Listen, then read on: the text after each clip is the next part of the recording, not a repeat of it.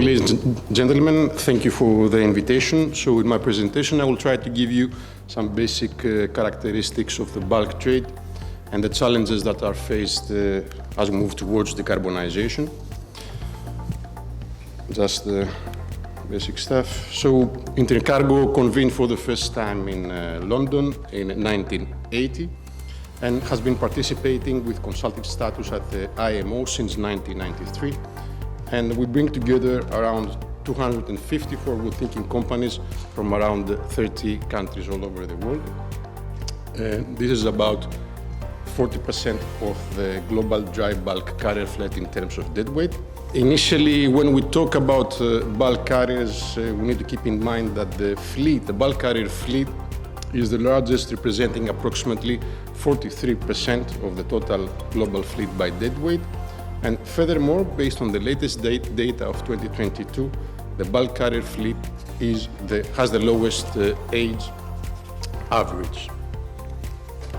Despite the fact that the bulk carrier fleet has the lowest age average of 11.1 years, compared to the other main segments, an increasingly important concern is the aging of the fleet, since older ships are generally less efficient and generate higher emissions. As indicated in the figure at the bottom of the slide, since 2017, the age has been steadily rising. And the oldest ships are generally in the least developed countries, where the average is around 20 years old. Shipping is primarily divided into liner model and the tramp model. Main difference between liner and bulk tramp shipping are shown in the slide just for reference. An important trade characteristics of the bulk segment is that more than 65% of the 13,000 ships approximately are engaged in tramp trade, which is characterized by ships sailing in irregular trade patterns rather than along fixed routes and calling various ports around the world. For regulators to be equitable and effective, the knowledge of all shipping sectors is essential. Regulators are faced with a huge task of not only decarbonizing a world fleet made up of thousands of vessels, but also understanding the two main maritime economic models.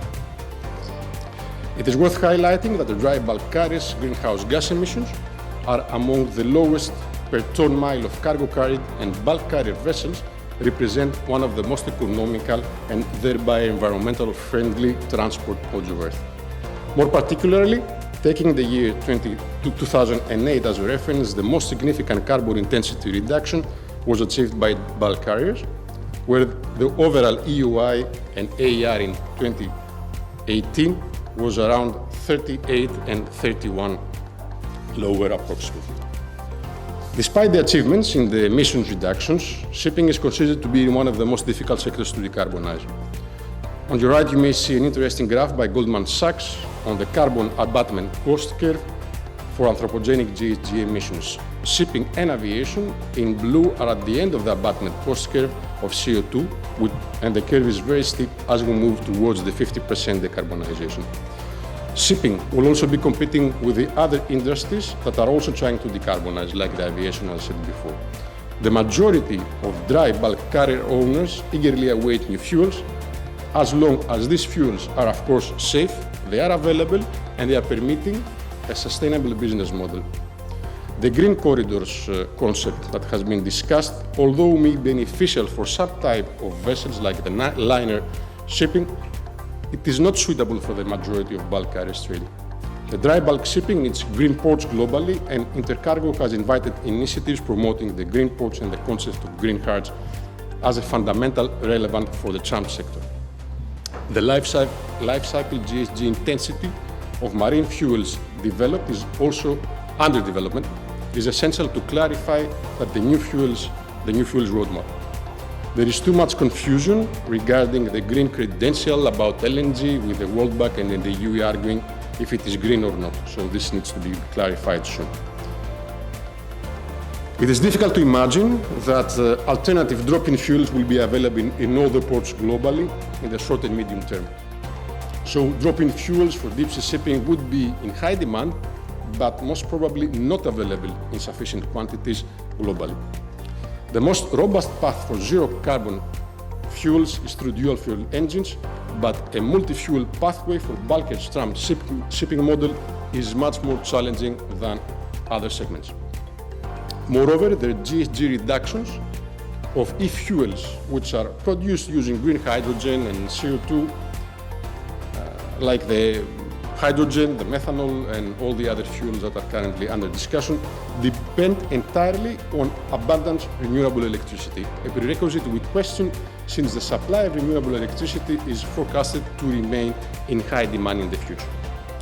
Furthermore, the tramp shipping model does not easily allow for operational optimization, leading to further reductions of the greenhouse gas intensity, and with respect to the carbon capture, we need still to see if this is a viable model. On top of the aforementioned challenges, due to the regular trade patterns, we also need to add the high capex and of the ESD technologies with proportion to the other sectors. Therefore, the return of investment sometimes on these technologies seems not to be attractive. With the growing ESG demands and the risk of a bad CII rating, the question is whether charterers and owners will choose to operate in regions that will have a negative effect on the CII rating.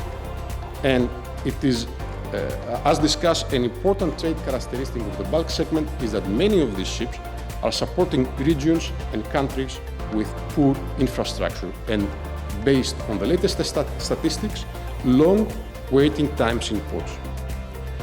With respect to the smaller geared bulk cargo gear operations, the cargo gear operation result approximately 2% of the annual fuel consumption.